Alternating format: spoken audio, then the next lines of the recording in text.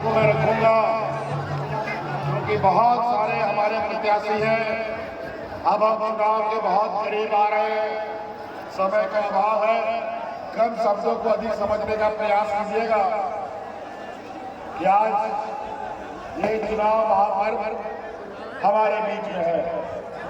वैसे तो बहुत सारे पर्व हमारे आते हैं, चाहे वो ईद हो, चाहे दिवाली, छठ, सोहराय, महार सब आता है, वो हर साल आता है। लेकिन ये पर्व 5 साल में एक बार आता है और ये पर्व सभी जाति धर्मों के लिए वो एक समान होता है। इसलिए इस पर्व में हम सबको बढ़ चढ़ करके हिस्सा लेने का हम लोग लोकतंत्र में, संविधान में हमें अधिकार मिला। ये संवैधानिक महापर्व है, इसलिए इसमें हिस्सा बढ़ चढ़ करके हम सब लोगों को लेना है। पीछे आज आपके बीच में 2 दिन बाद कहने आए हैं, क्योंकि इस चुनाव में जो हमारे विपक्ष के लोग हैं, विपक्ष के पास कोई मुद्दा नहीं, ये मुद्दा भी चुनाव लड़ रहे हैं सिर्फ संप्रदाय के आधार पर। आज ही हमने अखबार में पढ़ा, कल गृह मंत्री जी ने भगवान बिरसा मुंडा को दिल्ली के एक चौराहे में उनका मूर्ति लगाया। वो भी हमारे सूफी संत का एक आश्रय था, एक रहने का स्थल था। और क्या डेरिया से बाहर चलिए, डेरिया से बाहर चलिए। सराय काले खां से ही है ये बहुत बड़े संत हुआ करते थे, साधु थे बेचारे। उनके जगह पर बिरसा मुंडा को डाल दिया।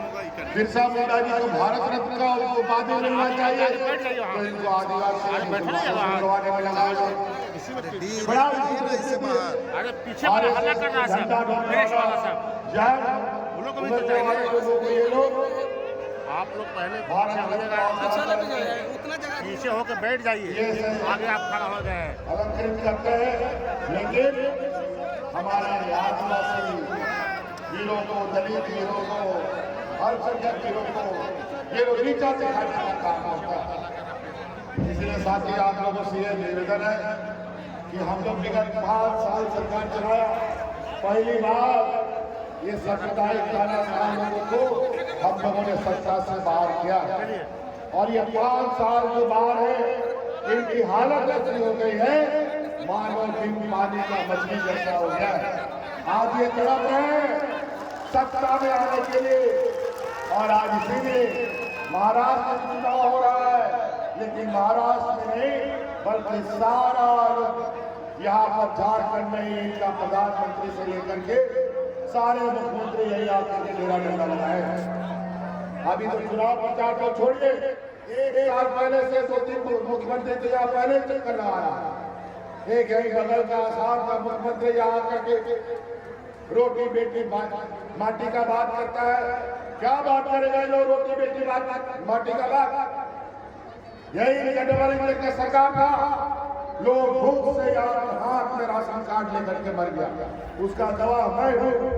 और यही होना जाए जहाँ डबल इंजन की सरकार के समय किसानों ने आत्महत्या किया था, उसका भी गवाह हम भी। और आज कोरोना जैसा चुनौती हमने देखा, इनका षड्यंत्र देखा, लेकिन आज कोरोना जैसा महामारी 2.5 साल तक इस राज्य में छाए रहा, एक भी गरीब युवा किसान को हमने भूख से नहीं मरने दिया। आज एक भी किसान को आत्महत्या नहीं करने दिया, क्योंकि हमारी सरकार ने किसानों का बोझ 2 लाख रुपए तक का ऋण माफी करने का काम हमने किया। कई ऐसे चीजें योजना चलाना शुरू करें तो योजना का बोझ सही है, 2 गज जमीन की लड़के रह जाएंगे, वोट नहीं पाएंगे। इनके पास ना कोई योजना है, ना हिंदू इस राज्य की लोकतंत्र बचाने का कोई उनके पास एजेंडा। लोकतंत्र को ये तो बदलना चाहते हैं।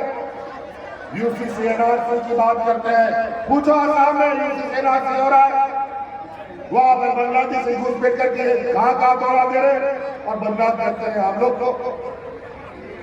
अजीब स्थिति है।